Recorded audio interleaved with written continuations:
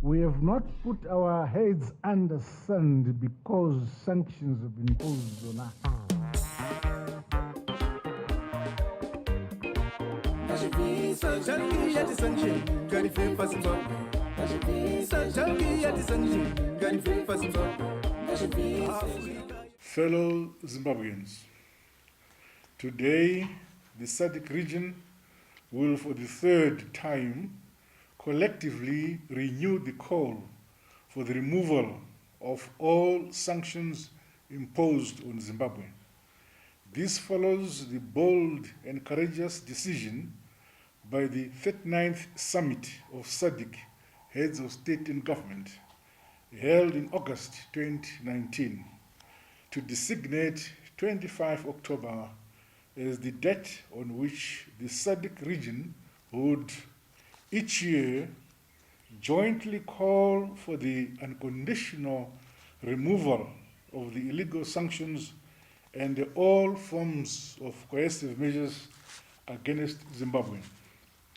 It is now 2 decades since our great country was slapped with unilateral, illegal, unjustified, and unfair sanctions following our decision to repossess our land grabbed from us by the minority white settler colonialists.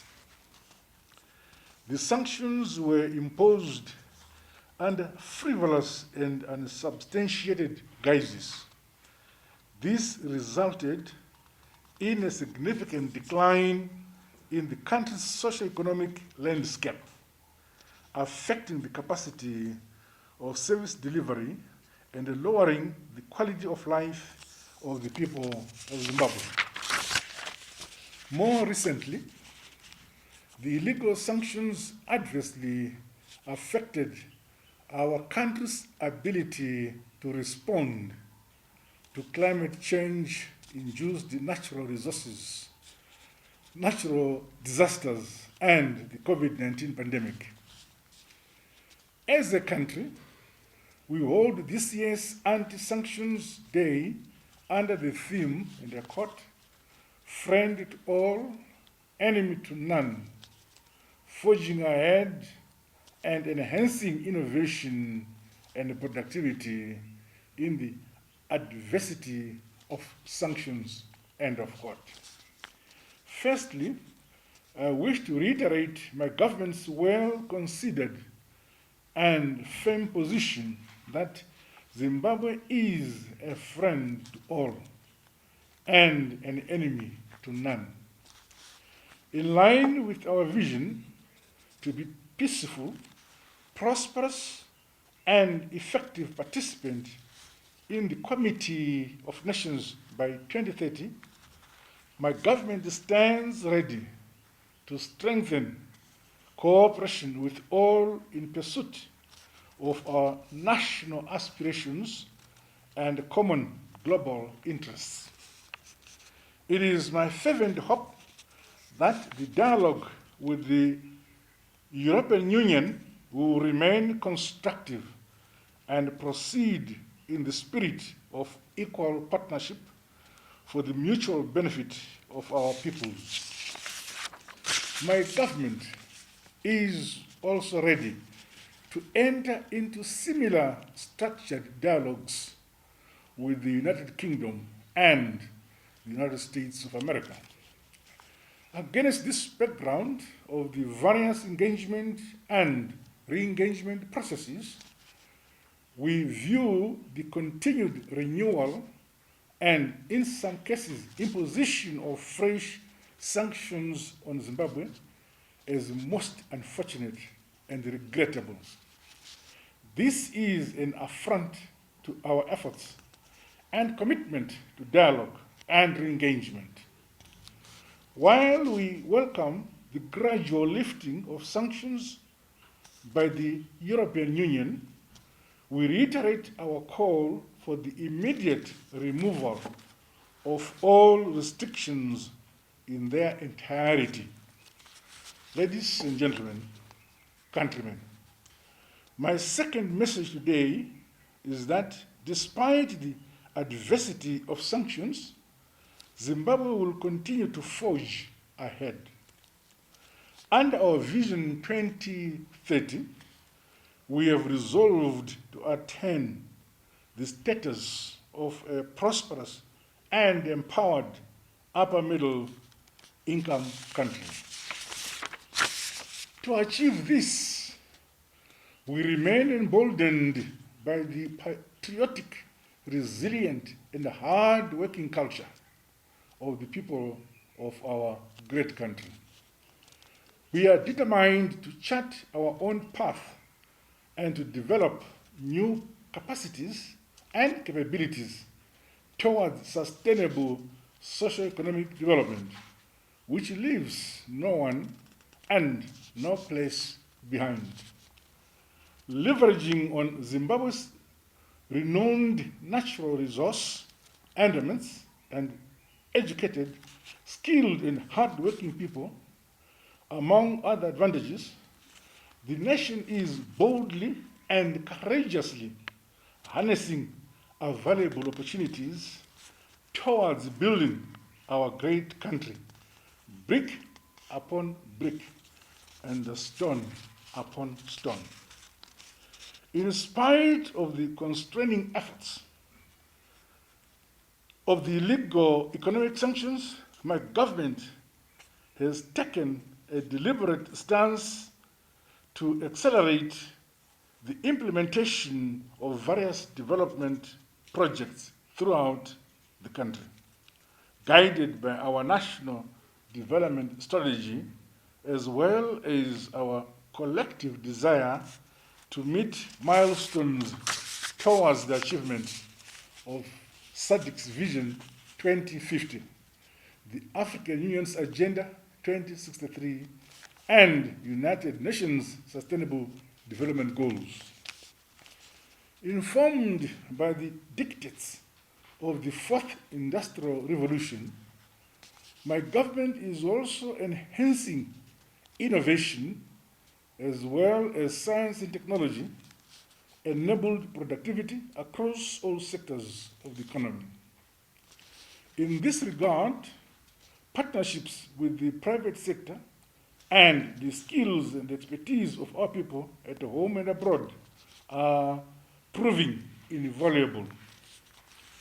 As a nation, we realize that our destiny is in our hands and that we have the primary responsibility to build our great mother country.